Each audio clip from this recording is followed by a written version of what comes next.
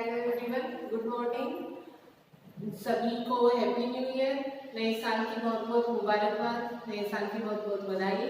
और नए साल में सब बहुत अच्छे से रहें, स्वस्थ रहें, ये कामना करते हैं।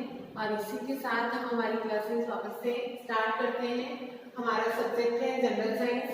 जनरल साइंस में यूनिट फर्स्ट हम चल रही थी। पाठ्य पुस्तक पाठ्यक्रम से संबंधित जानकारी हम ले रहे थे। उसी सीक्वेंस में आज आगे है आरबीएसई सीबीएसई द्वारा निर्धारित उच्च माध्यमिक स्तर के पाठ्यक्रम का समालोचनात्मक विश्लेषण। समालोचना क्या होती है? समालोचना होती है गुण व दोष का किया जाने वाला विवेचन, कि जिसमें गुणों के बारे में भी जानकारी प्राप्त की जाती है और उस के अंदर जो भी दोष है उनके बारे में भी विवेचना की जाती है। समालोचना यानी कि गुण व दोष दोनों के बारे में जो विवेचना की जाती है उसे समालोचना कहते हैं। तो समालोचनात्मक विश्लेषण पाठ्यक्रम का हम करेंगे। सीबीएसई और आरबीएसई ने जो पाठ्यक्रम बना रखा है उसका समालोचनात्मक विश्लेषण किस किस आधार पर किया जाना चाहिए। तो उसमें जैसे कि पाठ्यक्रम है उसके अंतर्गत एक होता है कि थ्योरेटिकल पार्ट होता है, एक है प्रैक्टिकल पार्ट। ठीक है, दोनों पार्ट दिए गए हैं, लेकिन क्या हुआ है जो दोनों पार्ट दिए गए हैं वो सही तरीके से दिए गए हैं वो बच्चों की, क्योंकि हमने पाठ्यक्रम के अंतर्गत कुछ बातें पढ़ी थी कि जैसे समाज की आकांक्षा क्या है उसका ध्यान रखना चाहिए, माता पिता की आकांक्षा क्या है उनका ध्यान रखना चाहिए, बच्चों की योग्यता कितनी है उस लेवल की, उस स्तर की, जिस स्तर का पाठ्यक्रम बनाया जा रहा है उस स्तर पर बच्चों की योग्यता व क्षमता क्या है उसका ध्यान रखना चाहिए। हमें देश की जो आकांक्षा है, आशा जो है वह कितनी, उस पर कितना खराब कर रहा है पाठ्यक्रम। तो काफी सारी चीजें हैं जिनको ध्यान में रखकर पाठ्यक्रम का निर्माण या पाठ्यक्रम को निर्धारित किया जाता है। तो उनके आधार पर विश्लेषण किया जाना चाहिए कि जो चीजें दी गई है क्या वो उचित है, क्या वो पूरी है, सफिशिएंट है, और जो भी बातें दी गई हैं सिलेबस के अंदर, पाठ्यक्रम के अंदर, क्या वो सीक्वेंस में है, क्या उसी सीक्वेंस में होनी चाहिए, क्या उसी क्रम में वो होनी चाहिए, और जितना मैटर दिया गया है क्या वो बच्चों की रुचि के अकॉर्डिंग है। क्योंकि अगर बच्चों को पढ़ाई में इंटरेस्ट नहीं होगा, अगर उनकी रुचि के अकॉर्डिंग पाठ्यक्रम में चीजें नहीं होंगी तो बच्चों में अरुचि पैदा हो जाएगी।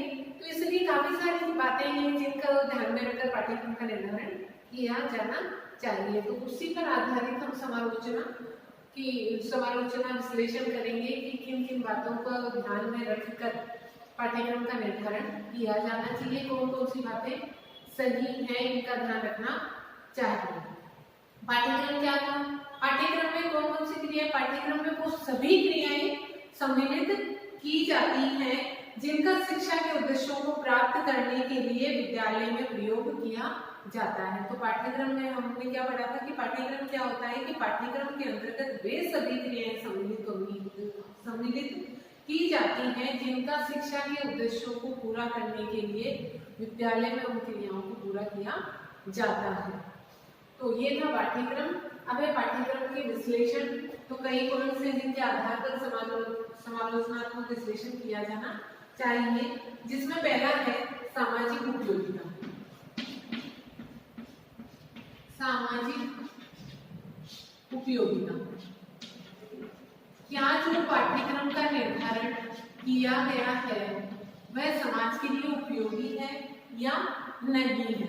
समाज की आकांक्षाएं होती हैं, तो यदि वह जो पाठ्यक्रम निर्धारित किया गया है यदि वह समाज के लिए उपयोगी है, समाज की आकांक्षाओं के अकॉर्डिंग वह पाठ्यक्रम का निर्माण किया गया है, तब तो वह उचित है और वह सही है, और अन्यथा उसमें कुछ सुधार किया जाना चाहिए। तो विज्ञान के पाठ्यक्रम का संबंध सामाजिक उपयोगिता से होना चाहिए।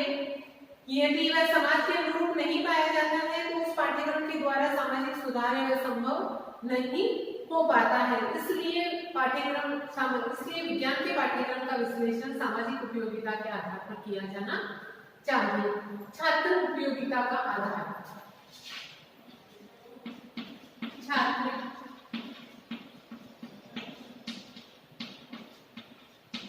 उपयोगिता का आधार। जो पाठ्यक्रम निर्धारित किया गया है, क्या वह छात्र के लिए, जो स्टूडेंट्स पढ़ेंगे उनके लिए उपयोगी है या नहीं है। सामान्य रूप से छात्रों की उपयोगिता वाले पाठ्यक्रम को उपयुक्त माना जाता है यदि विज्ञान के पाठ्यक्रम में बालकों की ज्ञान के प्रति रुचि विकसित नहीं होगी तो वह पाठ्यक्रम में वह सही साबित नहीं होगा। अतः उसी पाठ्यक्रम को उचित माना जाता है जो विज्ञान के प्रति जिज्ञासा उत्पन्न करता है बच्चों में। अतः पाठ्यक्रम बालकों की योग्यता व स्तर के अनुरूप होना चाहिए। अगर उनकी योग्यता व स्तर के अनुरूप नहीं होगा तो वह पाठ्यक्रम या वह सही साबित नहीं होगा। तीसरा है अग्रदर्शों के आधार पर विश्लेषण।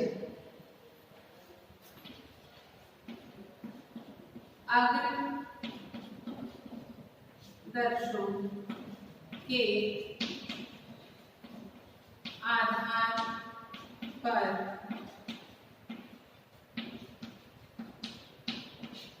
विश्लेषण। अग्रदर्शों के आधार पर विश्लेषण। पाठ्यक्रम में परंपरागत तथ्यों का अनुकरण नहीं करना चाहिए, क्योंकि जब हमने पाठ्यक्रम के सिद्धांत पढ़े थे तो उसमें हमने एक चीज पढ़ी थी, लचीलापन का सिद्धांत, कि लचीलापन होना चाहिए, समय के अकॉर्डिंग, टाइम के अकॉर्डिंग उसमें चेंजेस कर देने चाहिए। तो पाठ्यक्रम में परंपरागत तथ्यों का अनुकरण नहीं किया जाना चाहिए। इसमें उन सभी नवीन तथ्यों व सिद्धांतों का वर्णन किया जाना चाहिए जिससे छात्रों को उनकी आवश्यकता के अनुसार विषय वस्तु प्राप्त हो। उद्देश्यों के आधार पर विश्लेषण।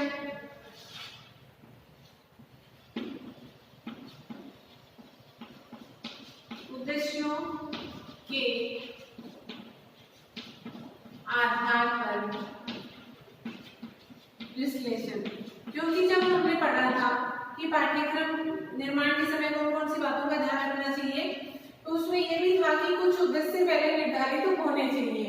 क्योंकि हमने पाठ्यक्रम की परिभाषा में क्या पढ़ा था कि पाठ्यक्रम में वे सभी क्रियाएं सम्मिलित की जाती हैं जिनका शिक्षा के उद्देश्यों को प्राप्त करने के लिए विद्यालय में प्रयोग किया जाता है। तो उद्देश्यों पर आधारित विश्लेषण होना चाहिए कि जो उद्देश्य निर्धारित किए गए थे, जिन उद्देश्यों को देखकर, जिन उद्देश्यों को ध्यान में रखकर पाठ्यक्रम का निर्माण किया गया था, पाठ्यक्रम में जो बातें सम्मिलित की गई थी, क्या उन सभी क्रियाओं के द्वारा, एक्टिविटीज के द्वारा, उस पाठ्यक्रम के द्वारा हम उन उद्देश्यों को प्राप्त कर रहे हैं? क्या उन उद्देश्यों की पूर्ति उस पाठ्यक्रम के द्वारा हो रही है या नहीं हो रही है? अगर नहीं हो रही है तो उसमें संशोधन किया जाना चाहिए। तो उद्देश्यों के आधार पर भी विश्लेषण किया जाना चाहिए। पाठ्यक्रम का उद्देश्य छात्रों का सर्वांगीण विकास करना होता है। विज्ञान का पाठ्यक्रम छात्रों के चहुमुखी विकास में योगदान देता है। यदि विज्ञान का पाठ्यक्रम है वह छात्रों के सर्वांगीण विकास में अपना योगदान नहीं दे रहा है, यदि छात्रों का सर्वांगीण विकास पाठ्यक्रम के द्वारा नहीं हो रहा है तो उसमें चेंजेस किए जाने चाहिए। फोर्थ है शिक्षण विधियों के आधार पर विश्लेषण। शिक्षण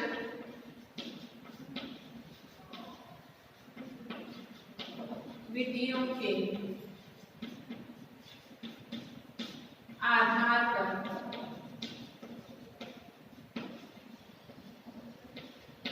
विश्लेषण।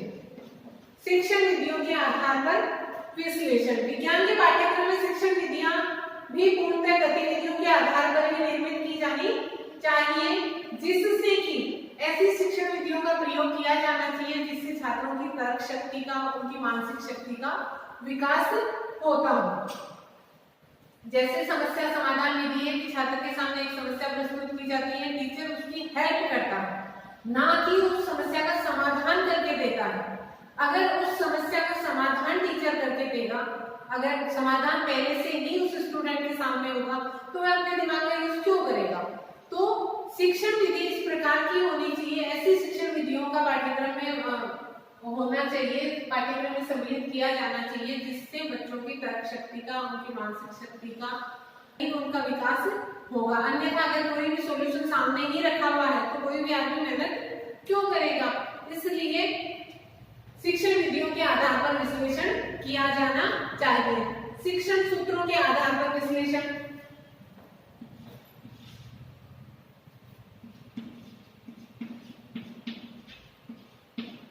शिक्षण सूत्रों के आधार पर विश्लेषण, शिक्षण सूत्रों के आधार पर विश्लेषण में ज्ञात से अज्ञात की ओर, सरल से कठिन की ओर। जैसा कि हमने बताया था कि शिक्षण विधियों के आधार पर कि समस्या समाधान विधि के पहले आपके सामने समस्या आती है, फिर उसकी हेल्प, सहयोगियों की हेल्प द्वारा, टीचर की हेल्प द्वारा उस समस्या का समाधान ढूंढा जाता है। उसमें हमने बताया था कि शिक्षण सूत्रों के आधार पर विश्लेषण, तो विज्ञान के पाठ्यक्रम का विश्लेषण शिक्षण सूत्रों के आधार पर किया जाना चाहिए। यदि शिक्षण सूत्रों का प्रयोग पाठ्यक्रम में नहीं किया गया है तो उसके लिए पाठ्यक्रम में आवश्यक संशोधन किए जाने चाहिए, जैसे ज्ञात से अज्ञात की ओर, सरल से कठिन की ओर, कि आपके सामने कुछ सरल चीज प्रस्तुत की जाती है, फिर धीरे धीरे कठिन चीजें बताई जाती है। ज्ञात से अज्ञात की ओर इन सूत्रों का पालन किया जाना चाहिए। अतः विभिन्न शिक्षण सूत्रों का प्रयोग पाठ्यक्रम में करना चाहिए। सह संबंध के आधार पर विश्लेषण,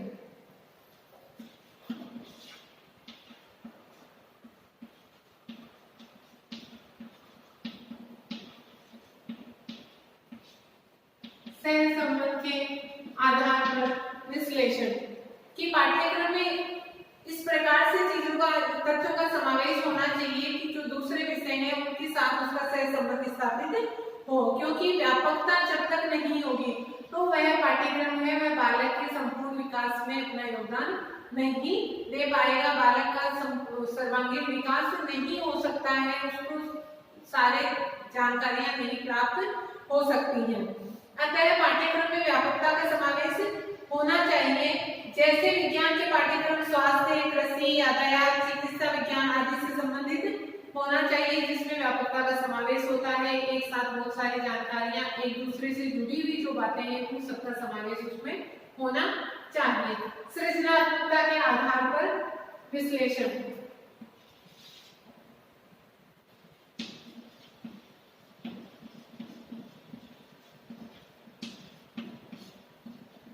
सृजनात्मकता के आधार पर विश्लेषण किया जाना चाहिए कि बच्चों के अंदर, जो स्टूडेंट्स हैं उनके अंदर सृजनात्मकता का विकास हो रहा है या नहीं हो रहा है।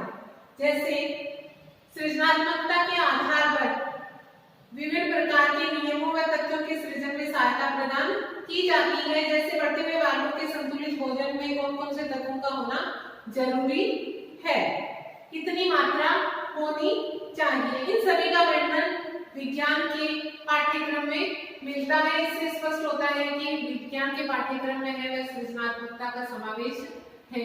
अगर इस प्रकार की जानकारियां जिनसे सृजनात्मकता का विकास हो वह पाठ्यक्रम में नहीं हो तो उसमें संशोधन किया जाना चाहिए, सुधार किया जाना चाहिए। व्यवहारिकता के आधार पर विश्लेषण,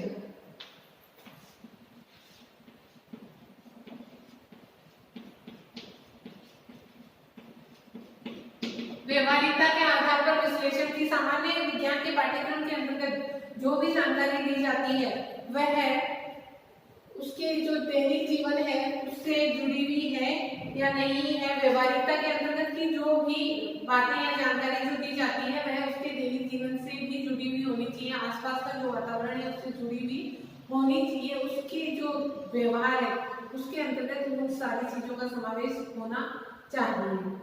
पाठ्यक्रम पूर्ण होने की संभावना विद्यालय में तभी संभव होती है, अच्छे तरीके से वह तभी संपन्न होता है जब वह व्यवहारिक जीवन से जुड़ी हुई जानकारी भी उसके अंतर्गत दी जाती है। यदि विज्ञान विषय का पाठ्यक्रम इतना कठिन है कि उसके लिए विद्यालय में उपलब्ध संसाधनों का अभाव है, अगर उस पाठ्यक्रम को पूरा करने के लिए जिन जिन संसाधनों की आवश्यकता होती है यदि वह विद्यालय में उपलब्ध ही नहीं है तो हम सही तरीके से उस पाठ्यक्रम को पूरा नहीं करवा सकेंगे। तो आवश्यक रूप से उसमें संशोधन किया जाना चाहिए। परिणाम के आधार पर विश्लेषण,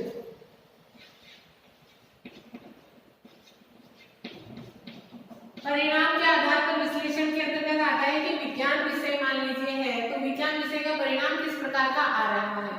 विज्ञान विषय में अधिकांश छात्र पास हो रहे हैं या फेल हो रहे हैं या अच्छे नंबर ला रहे हैं या किस स्तर पर है, उनका मूल्यांकन जब किया जाता है तो वह किस स्तर के लिए ये पता लगाया जाता है। तो परिणाम के आधार पर विश्लेषण किया जाता है कि मान लीजिए यदि अधिकांश स्टूडेंट फेल हो रहे हैं, इसका मतलब विद्यार्थियों की रुचि के अकॉर्डिंग में पाठ्यक्रम नहीं है और बच्चे पढ़ने में इंटरेस्ट नहीं ले रहे हैं या बच्चों को समझ में नहीं आ रहा है, क्योंकि उनकी योग्यता के अनुसार उस पाठ्यक्रम में बातें नहीं रखी गई है, तो उसमें संशोधन किया जाना चाहिए। तो ये था हमारा कि जो भी पाठ्यक्रम निर्धारित किया गया है आरबीएसई सीबीएसई के द्वारा, उसका समालोचनात्मक विश्लेषण किस किस आधार पर किया जाएगा। समालोचना के बारे में बताया कि गुण व दोष दोनों के बारे में जानकारी प्राप्त की जाती है, दोनों की विवेचना की जाती है। तो सामाजिक उपयोगिता की समाज के लिए वह कितना उपयोगी साबित हो रहा है, छात्र के लिए कितना उपयोगी है, अग्रदर्शों के आधार पर विश्लेषण की कितना काम आने वाला है, उद्देश्यों के आधार पर कि जो उद्देश्य निर्धारित किए हैं वह पूरे हो रहे हैं या नहीं हो रहे हैं, शिक्षण विधियों के आधार पर कि जैसे समस्या समाधान विधि है और भी जो भी विधियां हैं उन सभी का समावेश उसमें होना चाहिए। ऐसा भी नहीं होना चाहिए कि कोई एक विधि है केवल पूरा शिक्षण उसी के द्वारा, जैसे लेक्चर मेथड है, आगमन निगमन विधि है, जैसे समस्या समाधान विधि है, तो सभी विधियों के आधार पर ही उस सभी विधियों का उसमें समावेश होना चाहिए और उन विधियों के आधार पर ही उसका विश्लेषण होना चाहिए कि क्या इन सब का उसमें समावेश है या नहीं है।